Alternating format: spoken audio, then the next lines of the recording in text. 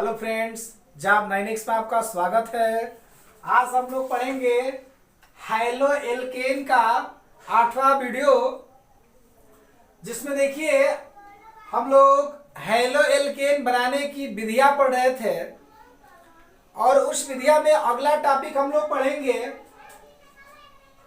एल्कीनों में हाइड्रोजन हाइलाइडों के योग द्वारा। तो देखिए यहाँ पर CH2 डबल बॉन्ड CH2 ये आपका एथिलीन है। क्या है जी? आपका एथिलीन है, एथिलीन है। और जैसे ही हम एथिलीन को हाइड्रोजन ब्रोमाइड के साथ योगात्मक अभिक्रिया कराते हैं, क्योंकि यहां पर योगात्मक अभिक्रिया होगी ही, क्योंकि यहां पर CH2 डबल बॉन्ड CH2 है। तो जब डबल बॉन्ड है तो एक पाई बंद होगा और एक सिग्मा बंद होगा, और पाई बंधों की उपस्थिति के कारण हमेशा योगात्मक क्रिया ही होती है। इसीलिए यहां पर एथिलीन हाइड्रोजन ब्रोमाइड के साथ योगात्मक क्रिया द्वारा क्या करता है, यहां पर एथिल ब्रोमाइड का निर्माण कर लेता है। और एथिल ब्रोमाइड हमारा एक प्रकार का क्या होता है, हैलो एल्केन होता है, एल्किल हाइलाइड होता है। इसलिए ये भी हैलो एल्केन बनाने की क्या हो जाएगी, विधियां हो जाएगी। इसका नाम है एथिल ब्रोमाइड, इसका नाम है एथिल ब्रोमाइड। ठीक, उसी क्रम में देखिए इसी टॉपिक में नोट में एक टॉपिक है, हमने लिखा है मार्कोनी काप का नियम क्या होता है। देखिए मार्कोनी काप के नियम के अनुसार भी हम हैलो एल्केन को बना सकते हैं। तो मार्कोनी काप के नियम में दो चीज पढ़ना है, मार्कोनी काप का नियम भी पढ़ना है और एंटी मार्कोनी काप का नियम भी पढ़ना है। और दोनों नियमों के आधार पर भी हम हैलो एल्केन को यानी कि एल्किल हाइलाइड को बनाएंगे। देखिए कैसे। सबसे पहला हमने टॉपिक लिखा है मार्कोनी काप का नियम। मार्कोनी काप का नियम देखिए क्या कहता है, ये कह रहा है कि किसी असममित एल्कीन पर, किसी असममित एल्कीन पर ध्रुवीय अणु का योग होने पर उसका ऋणात्मक भाग उस कार्बन पर जुड़ता है जिस पर हाइड्रोजन की संख्या क्या होती है, कम होती है। ये आपका मार्कोनी काप का नियम है। मार्कोनी काप का नियम ये कहता है कि किसी असममित एल्कीन पर ध्रुवीय अणु का योग होने पर उसका ऋणात्मक भाग उस कार्बन पर जुड़ता है जिस कार्बन पर हाइड्रोजन की संख्या क्या होती है, कम होती है। जैसे देखिए एग्जांपल के तौर पर ये आपका असममित एल्कीन है और इस असममित एल्कीन पर देखिए यहां पर हाइड्रोजन ब्रोमाइड यानी कि ध्रुवीय अणु का हम लोग योग करा रहे हैं। और जैसे ही योग कराएंगे तो मार्कोनी काप के नियमानुसार इसका ऋणात्मक भाग यानी कि ब्रोमाइड आयन किस पर जुड़ेगा जी। तो अब इसमें से देखेंगे कि किस कार्बन पर आपका हाइड्रोजन कम है। इस कार्बन पर हाइड्रोजन 3 है, इस कार्बन पर आपका हाइड्रोजन 2 है और इस कार्बन पर आपका हाइड्रोजन 1 है। यानी कि इसी कार्बन पर हमारा क्या होगा, ये आपका ऋणात्मक भाग जुड़ जाएगा। और जैसे ही जुड़ेगा तो किसका निर्माण करेगा जी, तो आइसोप्रोपिल ब्रोमाइड का। और आइसोप्रोपिल ब्रोमाइड क्या होता है, एक हैलो एल्केन होता है और एक एल्किल हाइलाइड होता है। इसी क्रम में अगला हम लोग का टॉपिक है एंटी मार्कोनी काप का नियम। एंटी मार्कोनी काप का नियम जो होता है मार्कोनी काप नियम के विपरीत होता है। इसमें आपका ध्रुवीय अणु यानी कि ऋणात्मक जो भाग है उस कार्बन पर जुड़ा है जिस कार्बन पर हाइड्रोजन की संख्या कम है। लेकिन एंटी मार्कोनी काप नियम में यह होता है कि यहां पर जो आपका ऋणात्मक भाग है ये उस कार्बन पर जुड़ेगा जिस कार्बन पर आपका हाइड्रोजन की संख्या क्या होगा, अधिक होगा। जैसे देखिए एंटी मार्कोनी काप नियम क्या कहता है कि परऑक्साइड की उपस्थिति में किसी असममित एल्कीन पर ध्रुवीय अणु का योग होने पर उसका ऋणात्मक भाग उस कार्बन पर जुड़ता है जिस कार्बन पर हाइड्रोजन की संख्या क्या होती है, अधिक होती है। जैसे देखिए यहां पर CH3 single bond CH double bond CH2 दिया गया है और इसका ऋणात्मक भाग यही है।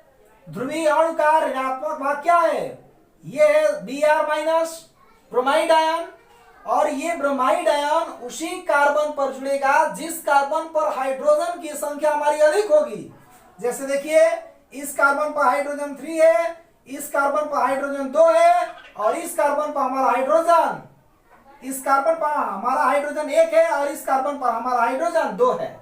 तो मतलब ये इसी कार्बन पर तो हाइड्रोजन 3 है, यानी कि इस कार्बन पर ही हमारा क्या हो जाएगा, ये ऋणात्मक भाग जुड़ जाएगा, और जैसे ही जुड़ेगा तो क्या करेगा जी, यहां पर नॉर्मल प्रोपिल ब्रोमाइड का निर्माण करेगा।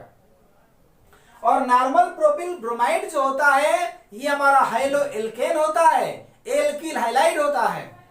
लेकिन यहां पर हमने एक बात लिखा है पराक्साइड की उपस्थिति में, तो यहां पर देखिए जो बेंजाइल है ये एक प्रकार का पराक्साइड ही है, और इसी की उपस्थिति में जैसे ही क्रिया कराएंगे तो आपको एंटी मार्कोनिकॉफ नियम के अनुसार ये नॉर्मल प्रोपिल ब्रोमाइड प्राप्त हो जाएगा, जिसको एक शब्दों में हम लोग खैरेस प्रभाव के भी नाम से इसको जानेंगे।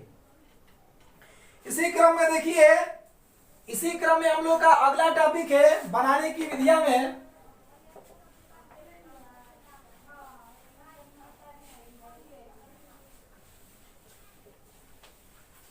अगला टॉपिक हम लोग का मोनोकार्बोक्सिलिक अम्लों के अगला टॉपिक है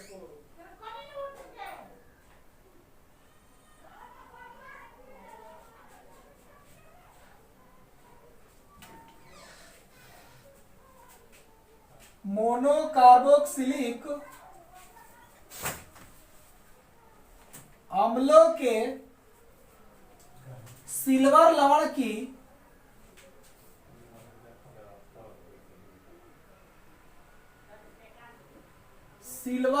की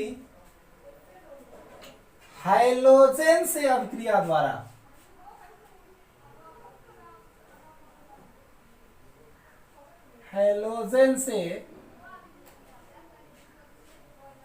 अभिक्रिया द्वारा ये हम लोग का अगला टॉपिक है। मोनोकार्बोक्सिलिक अम्लों के सिल्वर लवण की हाइलोजन से अभिक्रिया द्वारा। अब हाइलोजन में आप क्लोरीन से अभिक्रिया कराइए, या ब्रोमीन से अभिक्रिया कराइए, या आप आयोडीन से अभिक्रिया कराइए। क्लोरीन का मतलब Cl2, ब्रोमीन का मतलब Br2, और आयोडीन का मतलब I2। इन तीनों में से किसी से भी आप सिल्वर लवण के साथ अभिक्रिया करा सकते हैं। जैसे देखिए एग्जांपल के तौर पर CH3 CH2 COOAg, इसको बोलते हैं सिल्वर प्रोपियोनेट। और सिल्वर प्रोपियोनेट जो होता है ये एक प्रकार का मोनोकार्बोक्सिलिक अम्ल होता है, और इसको जैसे ही हम ब्रोमीन के साथ अभिक्रिया करा देते हैं, यानी कि हाइलोजन के साथ जैसे ही अभिक्रिया कराते हैं, तो यहां पर हमको एथिल ब्रोमाइड तो मिलेगा ही। यहां पर CH3 CH2, यानी कि यहां पर देखिए यहां पर CH3 CH2 जो होता है इनमें से एक ब्रोमीन के साथ क्रिया करता है, तो यहां पर CH3 CH2 Br बनाता है, जिसको एक शब्दों में हम एथिल ब्रोमाइड कहते हैं। उसके बाद देखिए सिल्वर, इनमें बचा एक ब्रोमीन के साथ क्रिया करके यहां पर आपका सिल्वर ब्रोमाइड बना लेता है, और साथ ही साथ यहां पर COO बचा, यानी कि इसमें कार्बन डाइऑक्साइड गैस भी आपका बनता है। उसी क्रम में हम लोग का अगला टॉपिक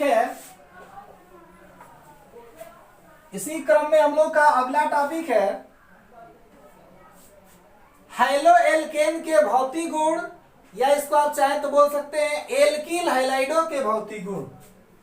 इसमें बताएंगे आप,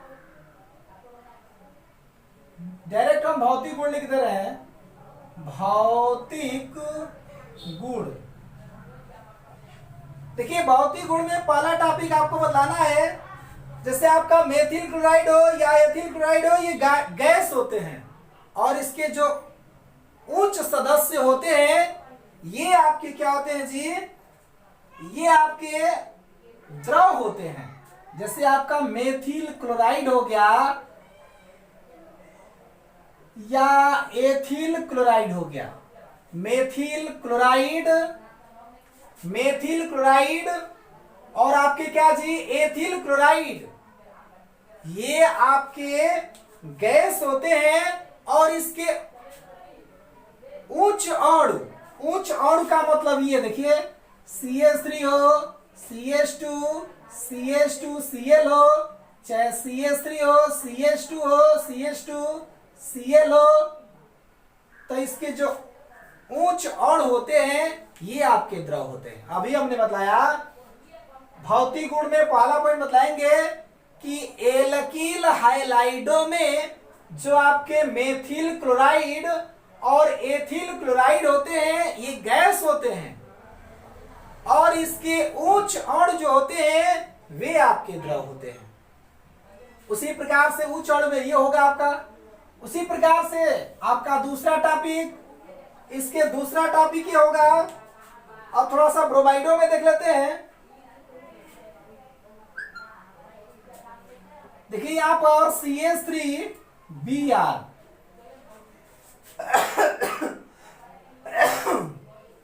CH3Br को बोलते हैं हम लोग मेथिल ब्रोमाइड। तो एल्किल हाइलाइडों में भी ये भी आता है।